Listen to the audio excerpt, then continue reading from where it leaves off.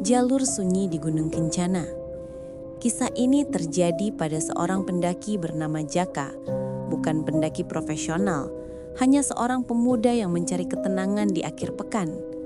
Tujuannya adalah Gunung Kencana, sebuah gunung yang tidak terlalu tinggi, namun memiliki jalur yang dikenal sangat sunyi dan jarang dilalui orang. Jaka memulai pendakiannya hampir maghrib, sebuah waktu yang sebenarnya dilarang oleh banyak pendaki. Ia ingin mendapatkan sunrise yang indah dari puncaknya. Sebentar lagi juga sampai, pikirnya santai. Pintu rimba menelannya. Begitu masuk, suasana langsung berubah. Pohon-pohon menjulang tinggi, kanopi tebal membuat gelap datang lebih cepat. Hanya senter kecil di kepala Jakalah yang menjadi satu-satunya sumber cahaya. Beberapa jam berjalan, Jaka menyadari ada yang aneh.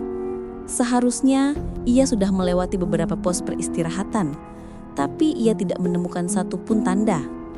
Kok jalurnya jadi begini? Perasaan tadi benar, gumam Jaka sambil menggarap kepala. Jalur yang ia lewati kini semakin rapat. Dahan-dahan berduri seolah sengaja menghalangi. Di tengah keheningan, tiba-tiba Jaka mencium aroma. Aroma bunga melati, sangat kuat. Padahal di sana tidak ada semak-semak melati. Jaka menghentikan langkah. Ia tahu di gunung aroma seperti itu seringkali adalah pertanda. Ia mencoba mengabaikannya dan terus berjalan cepat. Tak lama kemudian, suara terdengar. Bukan suara binatang, bukan pula suara langkah kaki. Itu adalah suara gamelan. Sayup-sayup seperti datang dari lembah di bawah sana. Gamelan? Siapa yang bawa gamelan ke gunung? Bisik Jaka, bulu kuduknya mulai meremang. Senter Jaka terus menyapu sekitar, mencari sumber suara.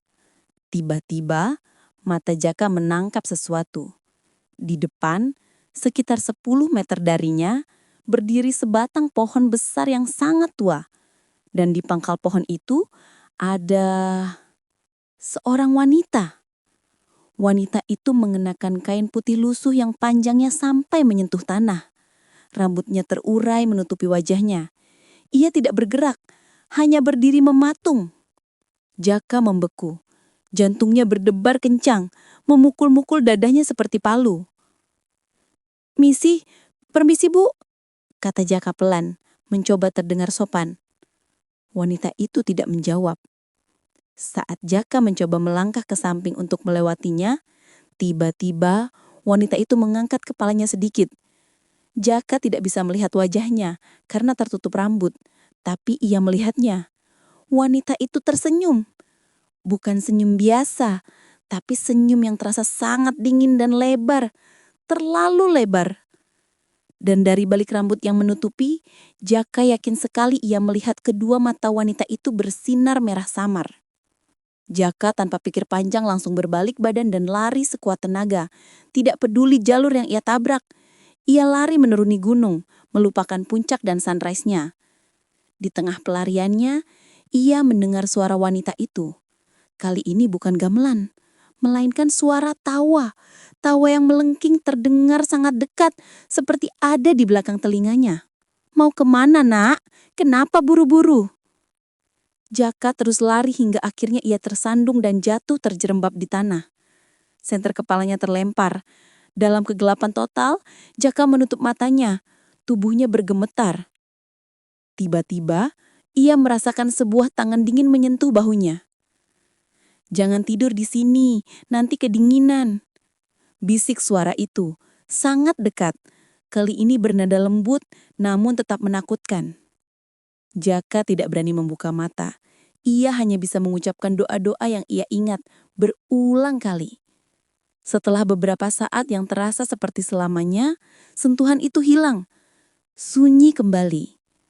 Ketika Jaka memberanikan diri membuka mata, fajar ternyata sudah menyingsing.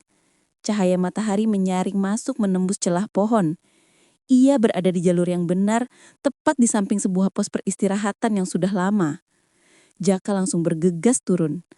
Ia tidak pernah lagi kembali ke Gunung Kencana, dan setiap kali ia mencium aroma melati di malam hari, ia akan selalu teringat pada senyum lebar dan mata merah yang menyambutnya di tengah kesunyian hutan.